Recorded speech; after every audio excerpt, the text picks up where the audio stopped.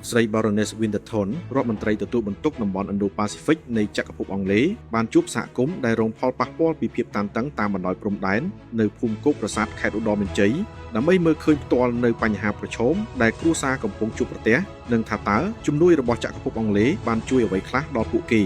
ក្នុងសេចក្តីថ្លែងការណ៍ទូតចក្រភពអង់គ្លេសបាននិយាយថាលោកស្រីបានឃើញកម្មវិធីអប់រំដែលផ្ដល់មូលនិធិដោយចក្រភពអង់គ្លេសកំពុងដំណើរការយ៉ាងល្អ